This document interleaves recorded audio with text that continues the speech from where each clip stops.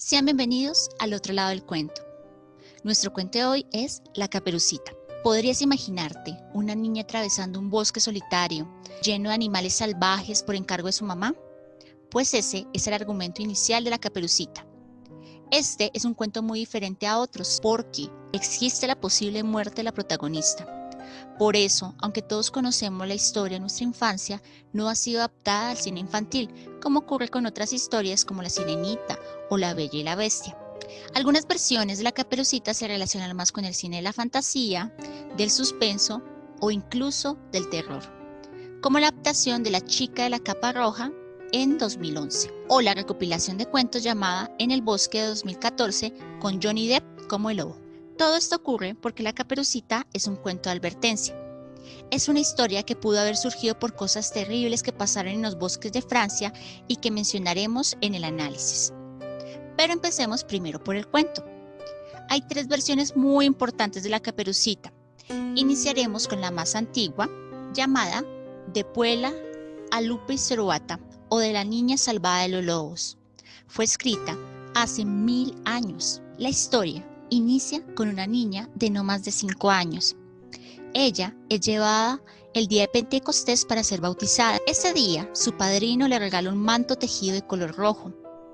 Pero, por un descuido, la niña escapa de casa y empieza a caminar, internándose en el bosque, inocente del peligro que corría.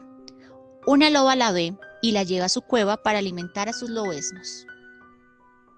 Los lobitos, al verla tan tierna, no pueden devorarla, y mientras la olía, le decía: «No rompa la túnica, ratones, que me la dio mi padrino al sacarme de la pila».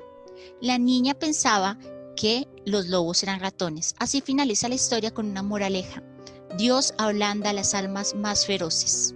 Pero ¿por qué el énfasis en la capa roja? ¿No podía ser una caperucita azul o una verde? Pues resulta que el color rojo era muy importante en la historia original.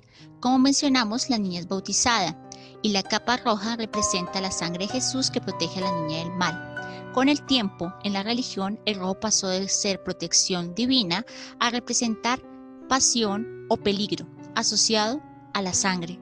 Por esta razón, permanece en nuestro inconsciente, por ejemplo, que nuestras señales de tránsito sean rojas, para llamar la atención de una situación de posible peligro. La Caperucita es una historia de tradición oral, es decir, que cada generación la cuenta a la siguiente. Solamente hasta 1697 sería por primera vez escrita. Y ahora nuestra segunda historia, llamada Le Petit Chaperon Rouge o La Caperucita Roja, escrita por Charles Perrault. Esta es una de sus historias escritas para la corte. Advertencia: la historia de Charles Perrault no fue escrita para niños, sino para los jóvenes de la corte. La protagonista es una adolescente. Una jovencita, la más bella de la aldea, sale un día por pedido de su madre a llevar un frasco de mantequilla y pan para su abuela que está al otro lado del bosque enferma. En el camino se encuentra con el compadre lobo que la saluda. La joven Caperucita habla con el lobo y le cuenta a dónde se dirige. En la historia, el lobo quiere comérsela en el instante, pero tiene miedo a los cazadores y leñadores que están en el bosque. Así que le dice que también visitará a la abuela. Le dicen que ambos vayan por caminos diferentes y van a ver quién llega primero. Es decir, la Caperucita sí sabe que se encontrará al lobo en la casa de la abuela.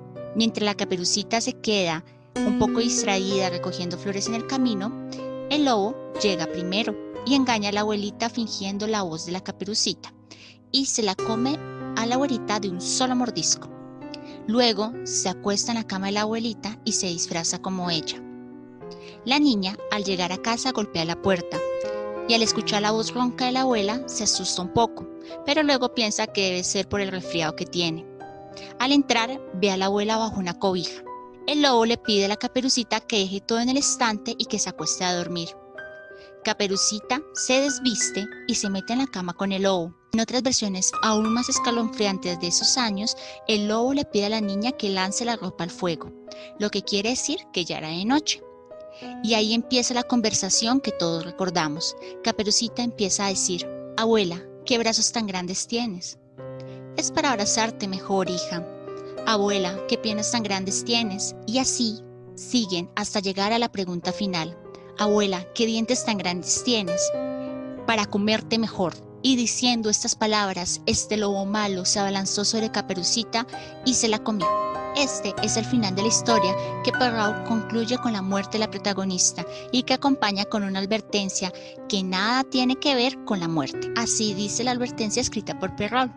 Aquí vemos que de la adolescencia, en especial las señoritas bien hechas, amables y bonitas, no deben a cualquiera oír con complacencia y no resulta causa de extrañeza ver que muchas de lobos son la presa. Como vemos, para Perrault, el lobo es un símbolo del hombre en conquista. El primer cuento de la Caperucita era una advertencia para las jóvenes, una advertencia encubierta. Incluso dice que los más fieros son los lobos más amables. Seguramente habrás visto versiones de dibujos o comentarios donde el lobo parece tener algún tipo de amorío con la Caperucita. Este cuento es la razón. El hombre, en su masculinidad, se reconoce como un lobo que busca saciar sus apetitos, pero nos quedaríamos cortos si solamente lo pensamos así. En la historia de los Grimm, el cuento se amplía mucho más. La versión de los Grimm es la historia más conocida. Fue escrita en 1830 y se basa no solo en la historia de Perrault, sino en otras versiones que contaban los campesinos. Esta historia tiene más detalles sangrientos, pero también tiene un mayor contenido de análisis. Ahora, la versión de los Grimm de la Caperucita Roja. Todo empieza de la misma forma. Caperucita es enviada por su madre con un pastel y una botella de vino a visitar a la abuelita enferma. La madre le hace recomendaciones para no salirse del camino y para no distraerse jugando. Esta Caperucita es una niña, no una joven como en la versión de Perrault, no tiene más de 7 u 8 años. La niña va por el camino cuando se encuentra con el lobo. El lobo le pregunta dónde va. Parece que ya se conocían al igual que en la anterior historia, porque el lobo llama a Caperucita por su nombre y ella lo llama hola querido amable lobo. La niña le cuenta que va a la casa de la abuela que está enferma y le da las indicaciones de cómo llegar allí. Dice la historia que el lobo decide actuar con cuidado para poderse comer a la abuelita y a la nieta, lo que menciona seguramente el lobo ya la había estado observando y vigilando con anterioridad. La Caperucita se queda pensando en llevarle flores a la abuelita hasta que termina apartándose del camino.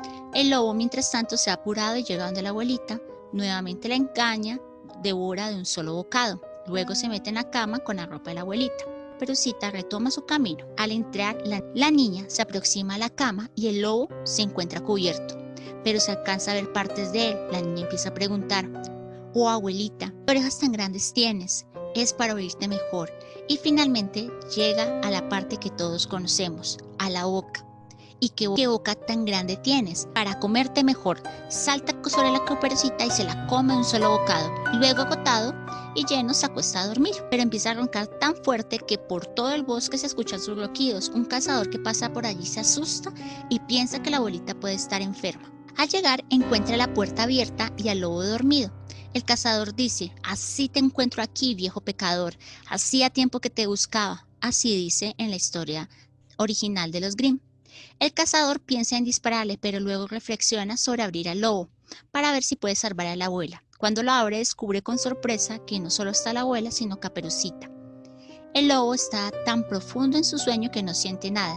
Entonces Caperucita trae unas piedras para llenar el estómago del lobo, y así lo hacen. Luego lo cose y el lobo, al despertar, sale a caminar, pero por el peso cae colina abajo, golpeándose tan fuerte en la nuca que muere.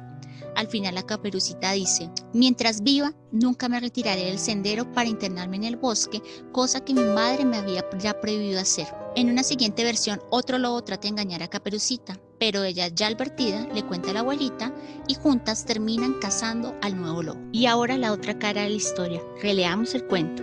Cuando se empezó a escribir la Caperucita, muchas cosas terribles estaban pasando en los bosques de Francia. Se ha considerado que la Caperucita y Barba Azul pueden tener un triste punto en común, y son las historias de extrañas muertes en los bosques de Francia. Puede ser que sean dos los terribles asesinos que hayan inspirado al lobo de la historia. El primero es la bestia de Gévaudan, una especie de lobo gigantesco que cazaba hacia el año de 1767 en los bosques. Hay reportados en los antiguos periódicos y libros de la época al menos 80 muertes. Sus principales presas eran mujeres y niños del área. El segundo asesino, aún más cruel, un hombre de la nobleza francesa que fue acusado de matar a más de 200 niños de su época. Parece que engañaba a sus víctimas prometiendo regalos y alimentos.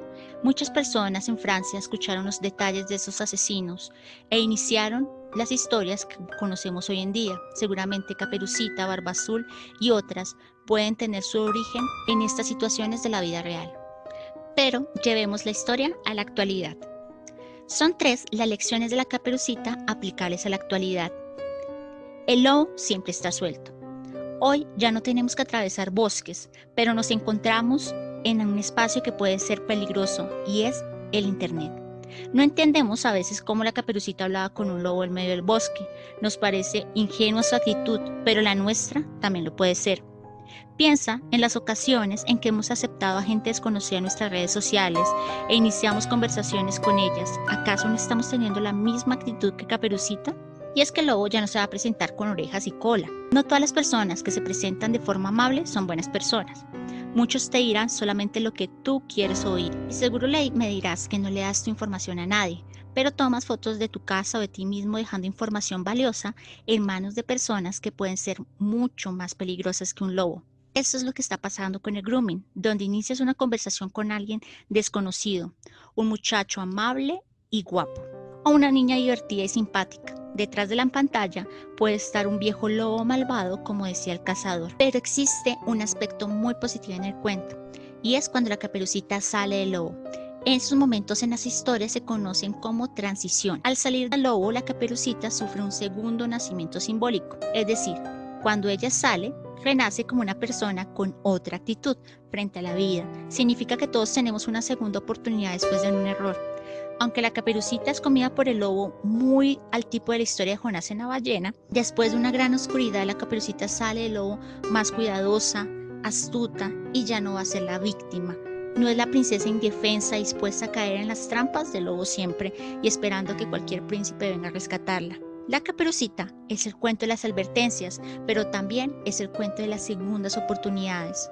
Por eso amamos a la Caperucita, porque es humana como todos nosotros. A pesar de sus errores, ella sale adelante y aprende de ellos. ¿Y tú crees que el cuento de la Caperucita sigue estando vigente en nuestros tiempos? ¿Quién crees que habrá inspirado al lobo? ¿La bestia de Yabandú? Giles de Laván. Para conocer más de la historia, no olvides leer Psicoanálisis de los cuentos de hadas. Dale like, suscríbete y síguenos en nuestro siguiente Cara Oculta de los Cuentos.